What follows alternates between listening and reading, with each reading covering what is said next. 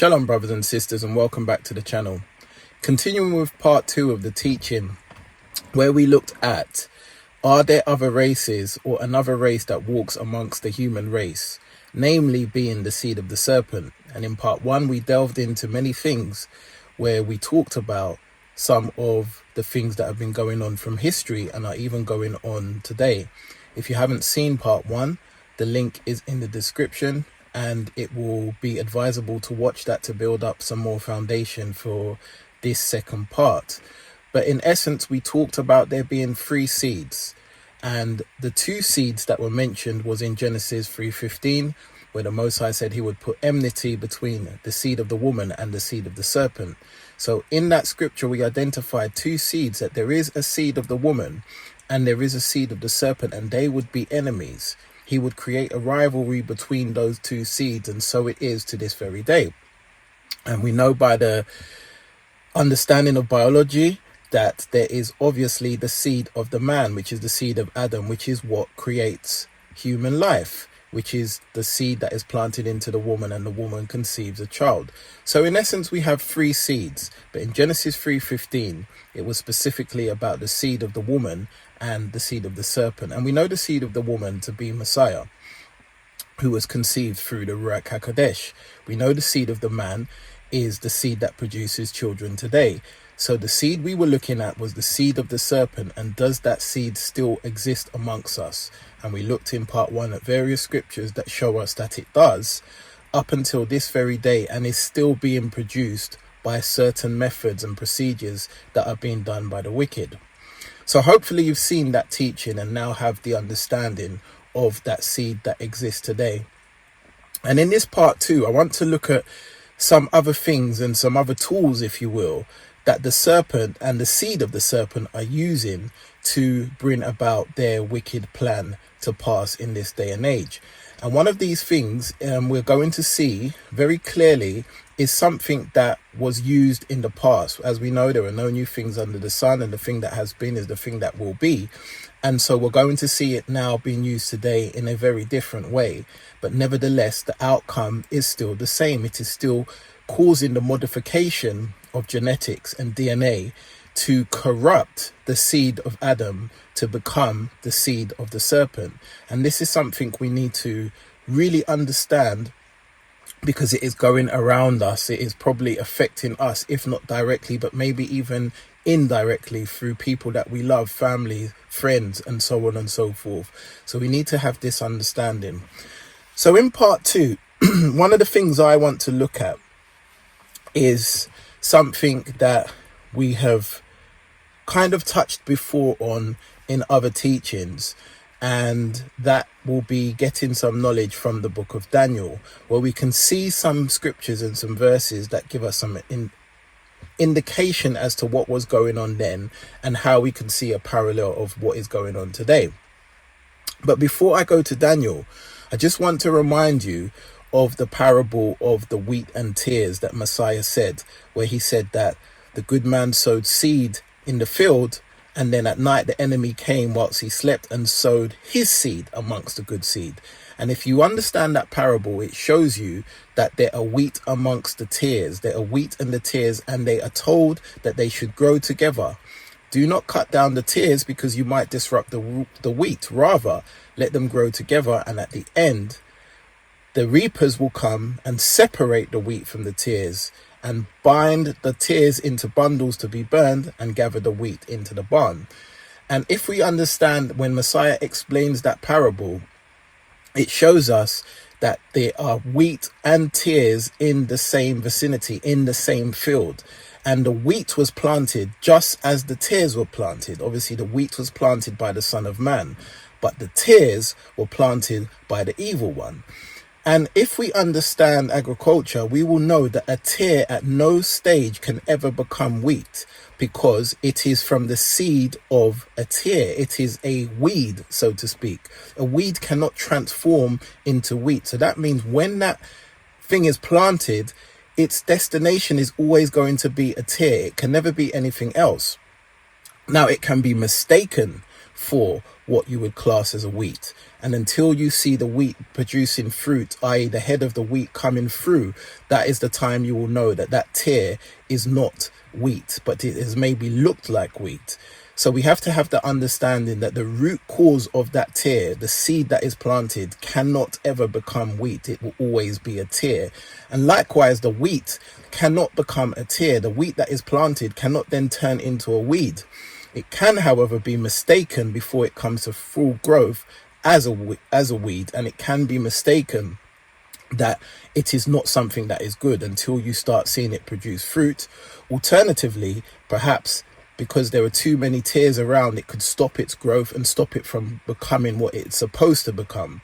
But the point I'm trying to drive at here is the seed that is planted will always become what that seed is meant to be. It can't change from one thing to another.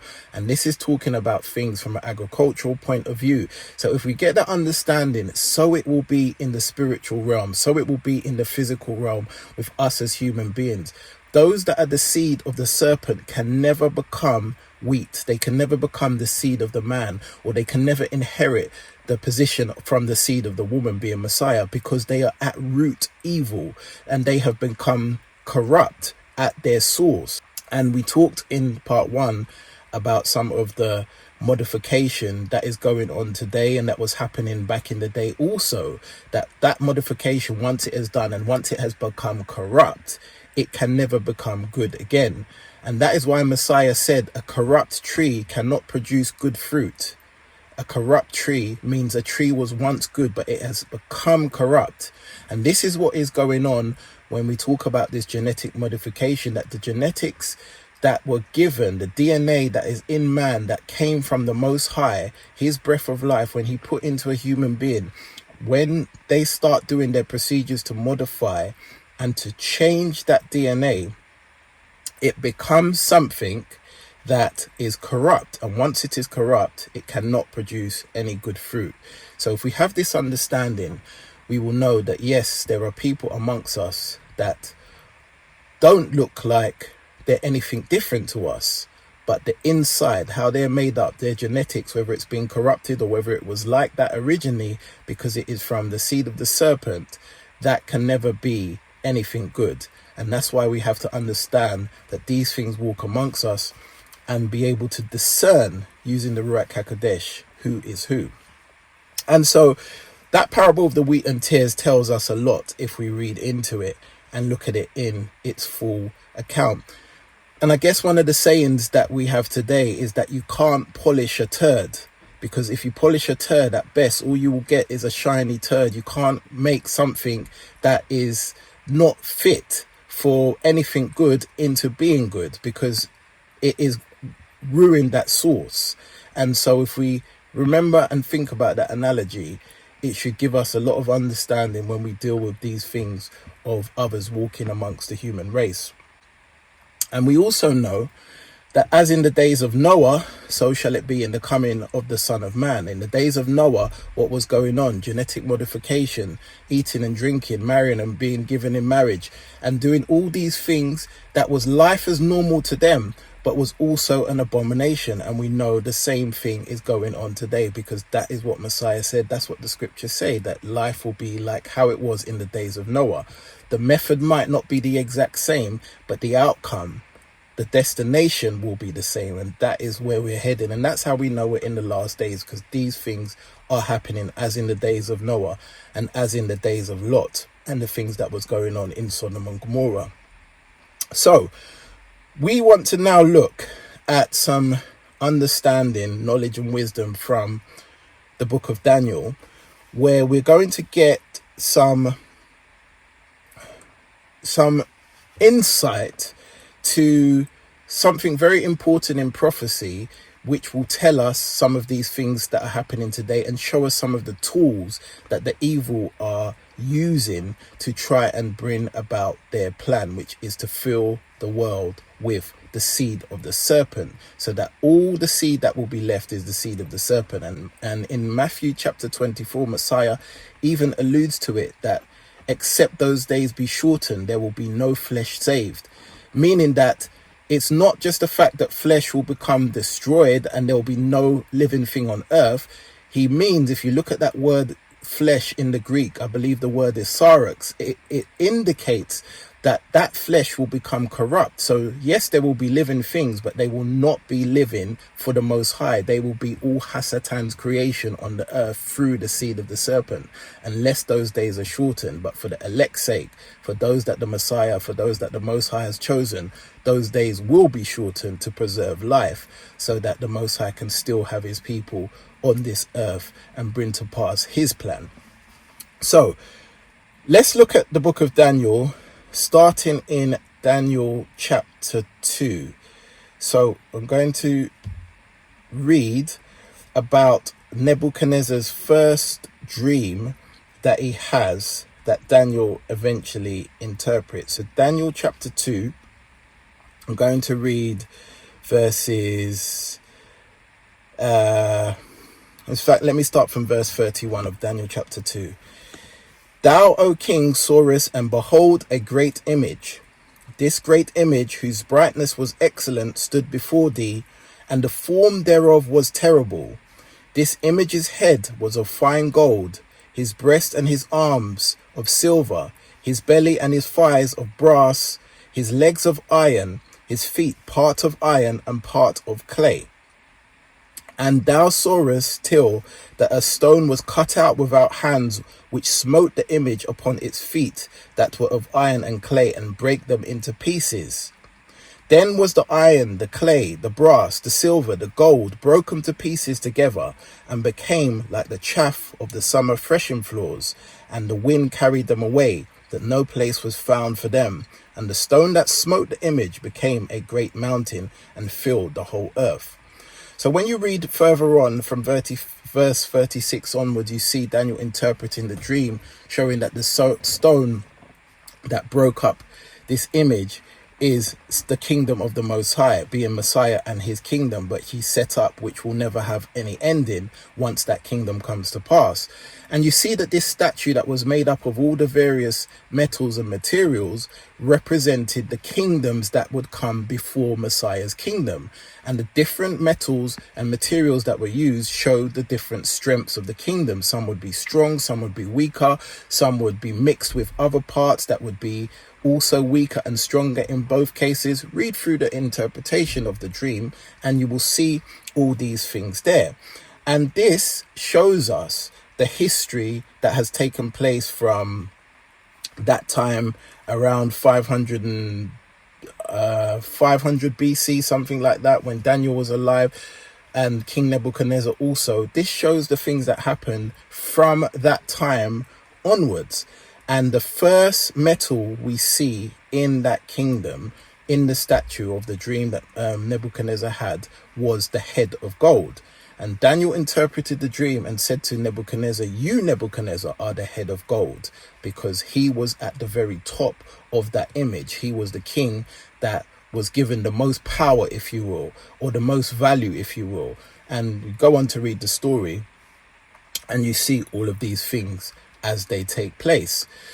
So Nebuchadnezzar's dream was interpreted by Daniel, and this image that Nebuchadnezzar saw was representing what we see today and what we have seen in history of the various kingdoms. And what we are waiting for now is the kingdom that comes from the stone, the rock that smites the whole statue and breaks it into pieces. And that rock is Messiah, and that day is coming upon us. But before that happens, there is something that is used, or that will be used in these end times, a tool to bring to pass, or to try to bring to pass Hasatan's will, which is to fill this earth with his seed. And when we look at these things that happened, we can see that through this statue, the statue had a feet which were part iron and part clay. Now, I've already explained that these represent the various kingdoms in history that have come and gone.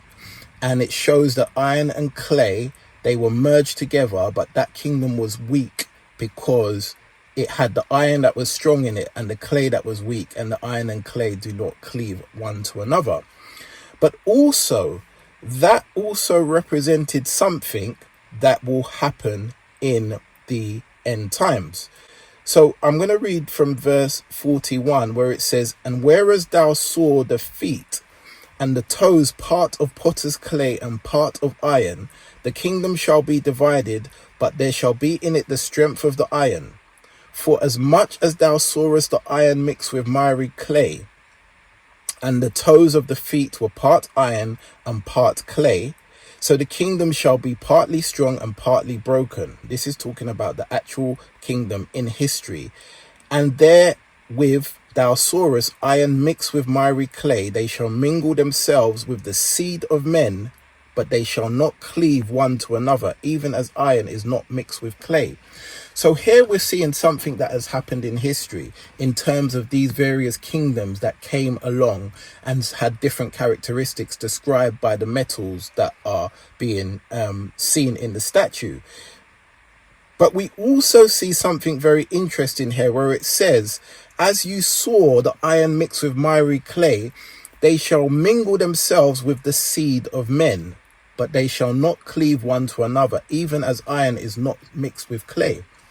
So whilst it's talking about the history and the characteristics of this kingdom, it is also a prophecy for today, where it says that as you saw iron mixed with clay, they shall mingle themselves with the seed of men, but not cleave one to another, even as iron is not mixed with clay.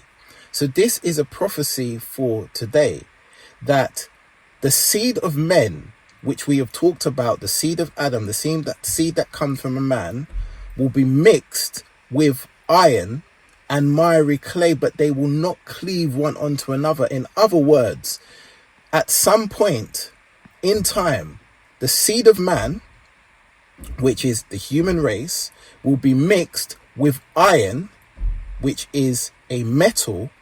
And so if you think about when a man and a metallic object are mixed together, we get the opinion of robots or cyborgs, these kind of systems. And it says that the seed of man will not cleave to the iron or the miry clay, because they do not cleave to one another, which gives us a clue as to what is going on today, i.e. they will try to do this modification of genetics using the seed of man, using metals, i.e. machines, and using miry clay. And these things will not cleave on one to another, because metal and clay do not stick together. If you put them together, they do not have the components to cleave together, just as human beings made in the Most High's image are not to cleave onto anything else other than another human being. And so therefore we see that when these things are done, they become an abomination and they become something that Hasatan can use, but they will not cleave one to another, because that's not the system the Most High designed. So even in this prophecy, though it was talking about the historic things that have happened in the past and the various kingdoms that came, it was also a prophecy for the future of things that will be going on in the end times before the rock comes and destroys all the statue, and that rock being Messiah will be coming soon. But before he comes, these are all the things that the tools that they're going to be using to corrupt the DNA, to corrupt the genetics of man, just as it was in the days of Noah. Just they're doing it now with technology and using some other systems.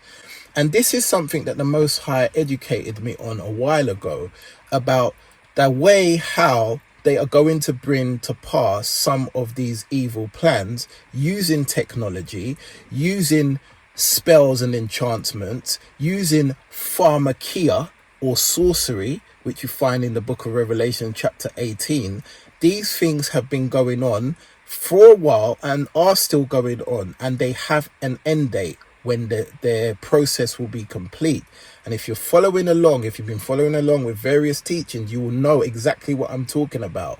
But it is not only limited to that. It is limited to some of the things they are still doing and some of the things they're going to start doing, to do with the modification of your foods and your medicine and your water and all these things with technology, that they're able now to do very sinister things and to corrupt the gene pool of a human being, to corrupt the DNA and to make that seed of man corrupt and become the seed of the serpent with the modification that they're doing. And the most important thing is your free will, because the Most High gave us all free will. Once you lose that, you cannot belong to the Most High, because you won't be made in his image, because the Most High has free will to do as he pleases. And he gave us the free will, and he gave us guidelines. He gave us blessings and cursings. He gave us life and death, and he told us to choose life. So we have choices. But when you become corrupt and you no longer have free will, the Most High will not deal with you anymore, because Hasatan will take you over. He will take ownership as his, and he will use you to do his will, which is constantly wicked. So you will never be able to repent, because he will control you. And that is why we have to be very careful and understand some of these things that are going on today. And so we see that they're going to use technology, and they're going to use the merging of DNA and the modification of DNA. And we see that even in Daniel's time, that this prophecy was given so we would know what is going to come to pass in the future. Now, when we move to Daniel chapter 3, we are going to see something that is one of the things that the book of Revelation talks about that we should be very mindful of. And that is in Revelation chapter 13, which is the mark of the beast, and namely the image of the beast. Because there are three things that are part of the mark of the beast, which is the mark itself on the right hand or on the forehead, which is part of the mark, or the first sign of the mark. And then you've got the number of his name, the number of the name of the beast, 666, which is the number of man. And then you have got the image of the beast. And in Daniel chapter 3, we see a foreshadow of the image of the beast. Starting in verse 1, Nebuchadnezzar the king made an image of gold whose height was 80 cubits and the breadth thereof 6 cubits. He set it up in the plain of Dora in the province of Babylon. Then Nebuchadnezzar the king sent to gather together the princes, the governors, the captains, the judges, the treasurers, the counselors, the sheriffs, and all the rulers of the province to come to the dedication of the image which Nebuchadnezzar the king had set up. I'm going to drop down to verse 4.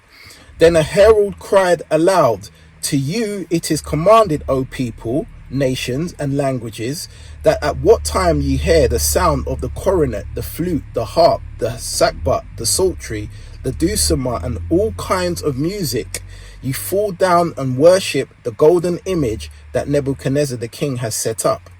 And whoso falleth not down and worshipeth shall the same hour be cast into the midst of a burning fiery furnace." So here we see the story of Nebuchadnezzar, who made this image out of gold. And you see that the description of it was height was 80 cubits, so 60 cubits, and the breadth of it was only 6 cubits. So it was a very thin image, but very, very tall. And it was set up in the plain of Dora in the province of Babylon. And this thing was made so high that it could be seen from very far off. It was a thin image in comparison to its height, but it was very, very tall. And Nebuchadnezzar had this thing set up, which he then commanded everyone was to bow down and to worship when they heard the music. Now, the reason why Nebuchadnezzar made the image of gold in chapter 3 is because of the dream he had in chapter 2, where he saw the statue that we have already read with the various metals. And the head of the statue was made out of gold, and gold was what Daniel interpreted that was Nebuchadnezzar's kingdom. So he replicated the statue he'd seen in his dream in Daniel chapter 2 in Daniel chapter 3, but this time, instead of making it in the same way as the image he saw, he made it all full of gold, which was his pride. So the image was a representation of him, and he set it up as right in the middle of Babylon, where it could be seen by everyone because it was so tall. And when all the various music came, everyone was to bow down and to worship it. This is a foreshadow of what we are going to see in the end times with the image of the beast. The image of the beast is going to represent the beast, the anti-Mashiach. And that beast is also going to represent Hasatan. And this image is going to be set up, and the same thing will happen, that people will have to bow down and worship the image. The difference is, it is now with the use of technology that this image is going to be set up. Technology is what is going to drive this image to be projected all around the world through things like the internet, through things like Wi-Fi and 5G and all these technology creations and inventions that have come along since knowledge has increased. All these things are going to be used in conjunction with the modification of the DNA of man, and man will be able to be controlled to worship the image when the image is set up. So these tools are all in place, and they have been in place for a while, and they're developing further technology. We're seeing these things with robots and cyborgs, but the key component behind it is they are using the modification of the DNA of man to merge man with these tools, so that man will not have free will. Man will just be controlled by Hasatan, and we know that that spells only one thing, which is the lake of fire. And that's the things that they are doing now. The same thing we saw in Nebuchadnezzar's day with a physical gold image is what we're going to see today, that it will be in a technology form, in a technological form, whether it be through a image that you see like a hologram, or whether it be through an image that you see on the screen of a picture, or whether it be an image that you even see in your mind if you become merged with some of the technology and you have an operating system inside you that was almost like a computer. You'll be able to see the image and you will worship the image if you have received the mark, or if you no longer have free will, because you will be controlled. And one of the tools they are going to use to bring this to pass with all this technology is the use of artificial intelligence, also known as AI. Now, AI is something that pretty much most of us use in our day-to-day lives in some way, shape or form, sometimes on a bigger scale, sometimes on a smaller scale, just by using the internet or some of the tools that are amongst there. And I've always wondered about AI, especially as technology has developed. I've always wondered and always thought there was something in it that creeps me out, something in it that I see that I just don't feel is good. Now, traditionally, I'm actually a lover of technology, and when I was younger, I used to have a great interest in computers and technology and all of these things. So there is some interest that I have, but as I've got older, I suppose there are other things that start taking priority, and these things become less and less important. But nevertheless, I still have a good foundation and a good understanding of technology. But with AI, I've always found it slightly weird. I'm always a bit wary of it, though I use it, but I'm always cautious of it. Sometimes I see people when they produce these AI images, and something in the faces of the images to me just looks a bit strange. Or sometimes you see like the image of human beings and they'll have like 6 fingers, or they will have something missing on their body, and you don't ask the AI to produce those images. That's just how it does it. So it seems like it's almost doing it at its own will. And there are many things that are going on where people that know about AI and technology are saying that the AI is very dangerous because it's almost like learning human behavior, and then it can do things that you don't ask it to do, or not do things that you do ask it to do. So whilst it's something that we may use from time to time, it is something that we have to be cautious of, because it in itself at some point will be used by the beast system to implement the mark of the beast, to implement Hasatan's plan. And so when that time comes, AI is what is going to be used to pretty much control all Hasatan's people. And that's where the free will be lost.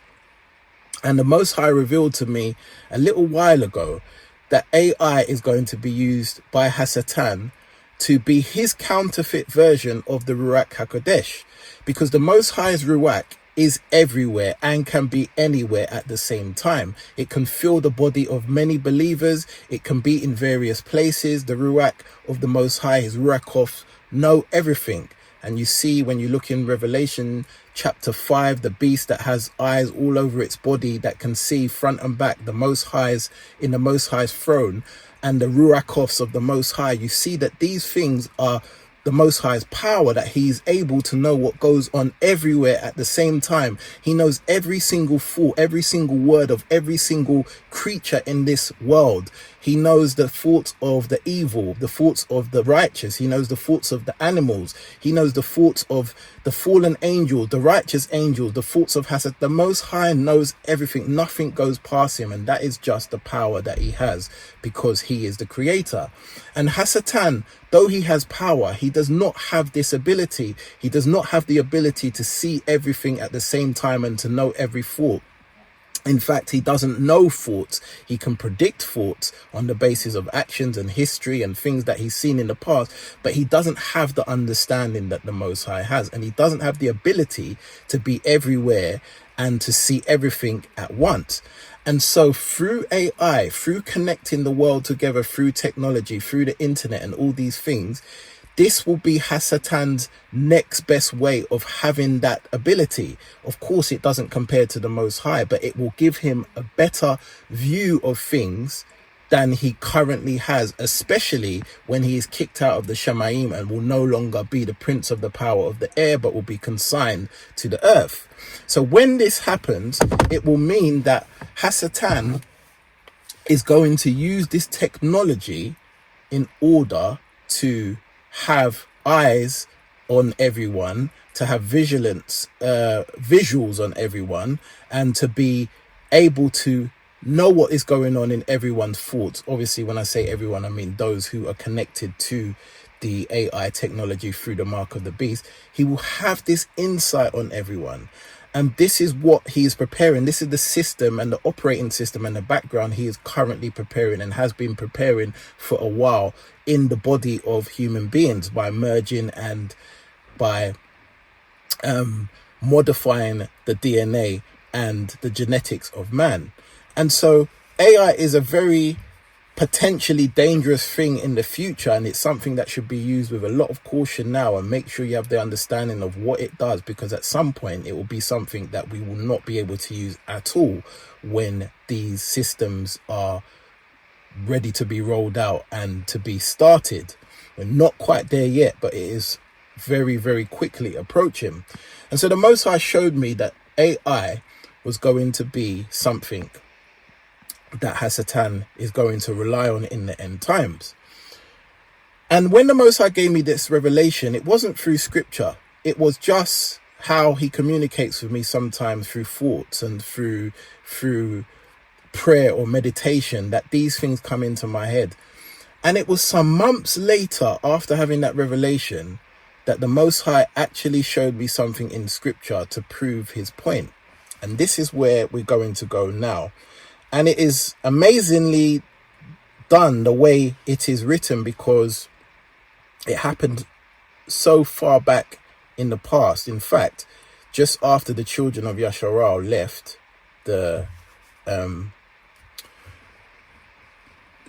Mitzrayim, and before they entered into the promised land.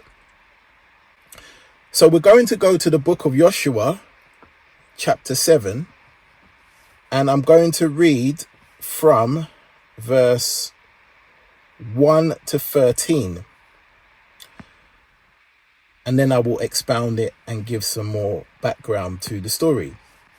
But the children of Yasharal committed a trespass in the accursed thing, for Ashkan, the son of Carmi, the son of Zabdi, the son of Zerah, the tribe of Yehudah, took of the accursed thing, and the anger of Yah was kindled against the children of Yasharal.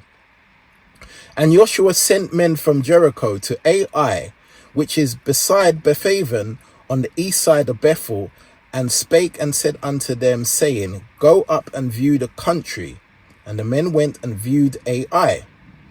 And they returned to Joshua and said unto him, Let not all the people go up, but let about 2,000 or 3,000 men go up and smite Ai, and make not all the people labor thither, for they are but few. So there went up thither of the people about 3,000 men, and they fled before the men of Ai. And the men of Ai smote of them about 36 men, for they chased them from before the gates even unto cherubim, and smote them in the going down, wherefore the hearts of the people melted and became as water. And Joshua rent his clothes and fell to the earth upon his face before the ark of Yah until the eveningtide, he and the elders of Yasharal, and put dust upon their heads. And Joshua said, Alas, O Yah, Elohim, wherefore have thou seen and brought this people over to Jordan to deliver us into the hands of the Amorites to destroy us? Would to Elohim we have been content and dwelt on the other side of the Jordan. O Almighty, what shall I say when Yasharal turneth their back before their enemies? For the Canaanites and all the inhabitants of the land shall hear it, and shall environ us around, and cut off our name from the earth. And what wilt thou do unto thy great name? And Yah said unto Joshua, Get thee up, wherefore liest thou thus upon thy face? Yasharal has sinned, and they have also transgressed my covenant which I commanded them. For they have even taken of the accursed thing, and have also stolen, and dissembled also, and they have put it amongst their own stuff. Therefore the children of Yasharal could not stand before their enemies, but turned their back before their enemies, because they were accursed. Neither will I be with you any more, except ye destroy the accursed thing from amongst you. Up, sanctify the people, and say, Sanctify yourselves against tomorrow, for thus have Yah, Elohim of Yasharal, there is an accursed thing in the midst of thee, O Yasharal. Thou cannot stand before thy enemies until you take away the accursed thing from among you. That's Joshua chapter 7, verses 1 through to 13.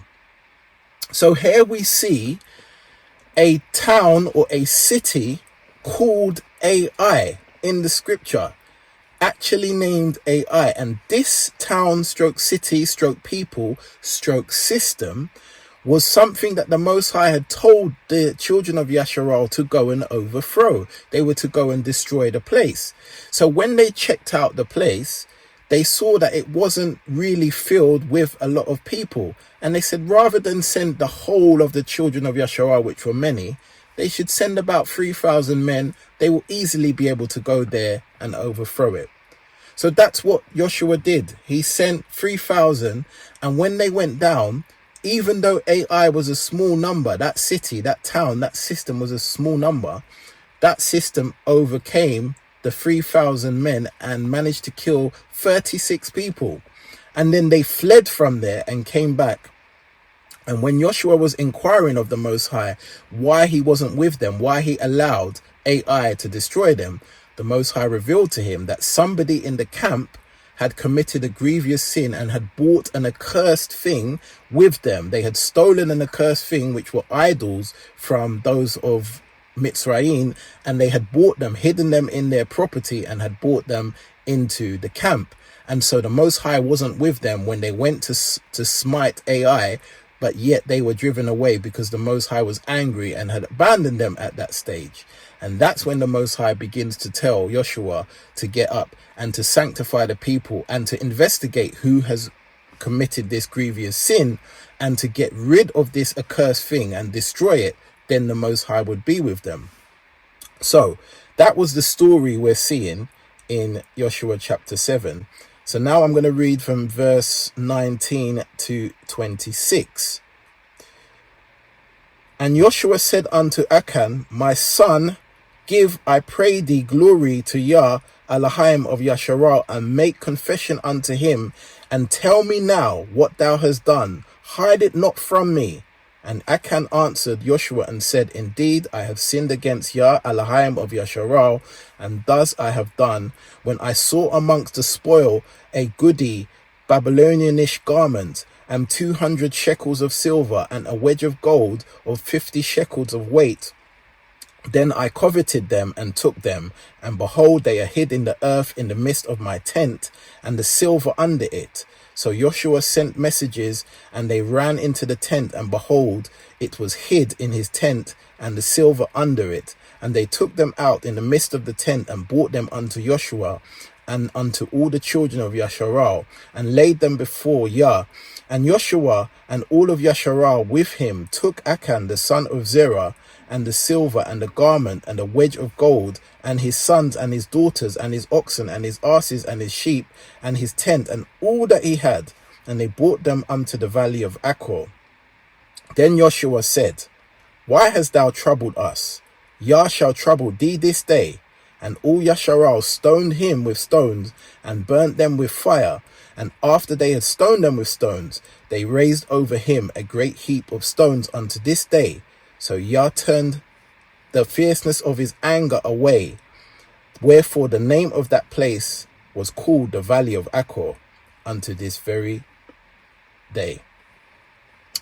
So we see in this story that when the Most High reveals to Joshua that somebody had stolen the accursed thing, a Babylonian idol, and some other garments and money and all these things, and he said that it was accursed, and that is why they were unable to overthrow Ai. And you see, when Joshua investigates tribe by tribe, if you read the whole of the chapter, you'll see that it went tribe by tribe, starting with the tribe of Yehuda. And this man, Achan, was found in that tribe who had taken these things. He confessed to it. And he, his family, and all his belongings were stoned and then burned, because of the grievous sin of taking this idol and bringing it into the tent, bringing it amongst the Most High's people. And what the story is showing us is that when the Most High is with you, you can do all things. As it says in Philippians 4:13, I can do all things through Messiah who strengthens me. But likewise, as it says in Yochanan chapter 10 and verse 10, that the thief comes to steal, kill, and destroy. But those that have life in Messiah, he came to give life and give it more abundantly. And as it says in Yochanan 15 and 5, that you can do nothing except Messiah be with you. As he says, without him, you can do nothing. And this is exactly what the Most High was showing, that they went and brought an idol in to the tent and amongst the people. So he turned his back on them, and he let the small town of Ai be able to withstand the 3,000 men and drive them out, killing 36 of the men. But when the children of Yasharal got rid of this idol as instructed by the Most High, and disciplined and got rid of the person who brought the sin into the camp and all of their possessions, you see, if you read Joshua chapter 8, that they were now able to go into Ai and overthrow the town and destroy every single person in the town, including the king of Ai. They were able to get the king and hang him and then bury his body with stones at the gate, as a symbol to know that that town had now been overtaken by Yasharal and the children thereof. And so looking at all of these things, it shows us that although it was Ai as a city, a town, a people, a system in the past, it is going to be that same Ai, this time as a technology, as artificial intelligence, that is going to be used in the end times. And this will be overcome by the blood of the Lamb and the word of the testimony, because those who stand for Messiah will not be controlled by the Ai or by that technology, because they will refuse the mark and they will overcome the evil by the blood of the Lamb and the word of their testimony. And this is why we have to understand these parallels, because the thing that have been is the thing that will be. There's no new thing under the sun. Just the same way as Ai was used as something that the children had to overcome and destroy, it will be the same thing in the end times, just in a different way. That AI, artificial intelligence, will be something the children have to overcome and destroy when it is being used against the Most High's people, as forming part of the image of the beast, and being able to track those who have taken the mark and know where they are and control them and know their thoughts and be able to make them do the will of Hasatan. And so we see in scripture, if you read the whole of Joshua chapter 7 and 8, you will see this story. And it blew my mind when the Most High showed me this, that though it be Ai, a town in that day, In this day, it will be AI, a system which is going to be used for evil. And the children of Yasharal need to overcome these things and make sure that the Most High is our source as per the scriptures. So I just wanted to cover those verses because I find the parallel striking, but yet very, very informative to know that the same thing that was used before is the same thing that will be used again. The system of AI that the Most High said to overcome and overthrow is the same system Hasatan is going to use in this day and age, but just with a technological spin. And we have to overcome it through the blood of the Lamb and the word of our testimony, and love not our lives unto death, as the scripture says, because all these things are going to play out. They are already starting, they're already in the background, systems being set up, and all they are waiting for is the ushering in of the anti-Mashiach, who will then have the system in place to use to do his and his Father's will.